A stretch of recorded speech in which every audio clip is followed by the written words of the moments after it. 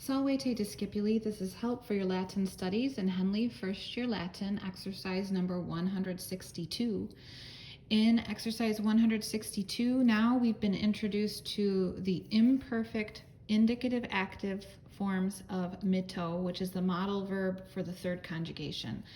So the endings of the imperfect in the third conjugation are exactly like those of the second conjugation, and you can see those, compare those side by side in your blue book.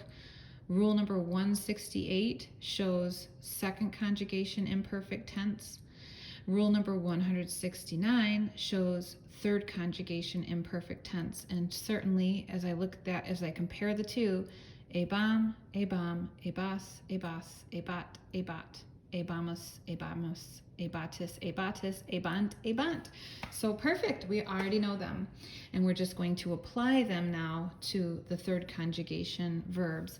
We're given a few more in our vocabulary list, and then that brings us down here to exercise 162, which asks us first to pick out the third person singular forms by the final personal signs, which we know by much practice to be nt. Anytime we see nt at the end of a verb, that indicates that it is third person plural. Well, and I just messed that up. So they're asking for third person singular. Okay, so they threw me for a loop.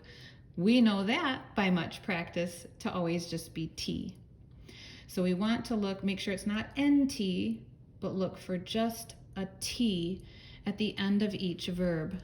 So we have here number one, but then we've got NT, so that's plural. But that is singular, third person. NT would be plural, NT plural, NT plural. And there are more on this page as well. So go through each word and just pick out those third person singular words, and you will recognize them by the singular T ending, which should not be next to an N. Okay, and then finally, number two, it asks us to translate each word. So they may be giving us verbs that are in the imperfect form. They may be giving us verbs that are present tense form. So we also want to be aware of that. So let's look at number one, which is pellet. This is from a new vocabulary word given to us, pello, pellere, pepuli, pulsus, which means drive, repulse, or route. Okay. So in this case, we have that T ending, and there's no tense indicator, the BA, so it's just pellet.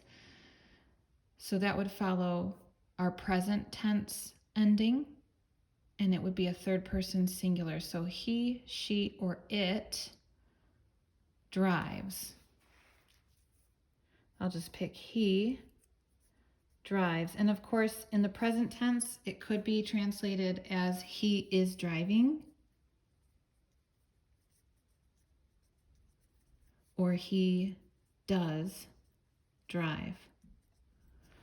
So in the present tense, there's a couple of options for translating. Number two, geribant. This was given to us a little bit earlier, so I'm going to just go back a couple pages to double check. Gero, gerere, gessi, gestus means carry, carry on, or if used with the word bellum, war, it means to wage. So carry. Geribant has the NT personal tense sign, or personal indicator at the end, NT meaning third person plural, and then it's got the BA tense indicator, which makes it imperfect. So it's going to be like past ongoing action. So we're going to start with they from that NT ending. They were, remember this is imperfect, carrying. Okay. Let's do one more because there's quite a few here. So we have instruebat. Instruebat. Okay, another former vocabulary word. So just checking back a page or two. Here it is at the top of 141. Instruo, instruere.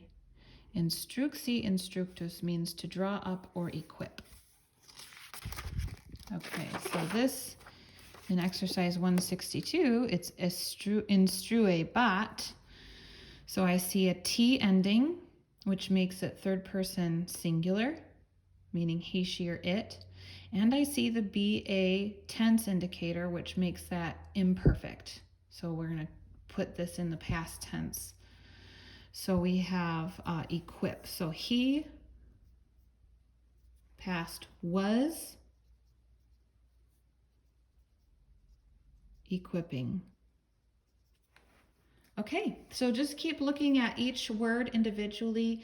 Consider the ending, the personal ending, and consider if there is a tense indicator or not, and then translate it accordingly. I hope this has been helpful to you. Have a great day.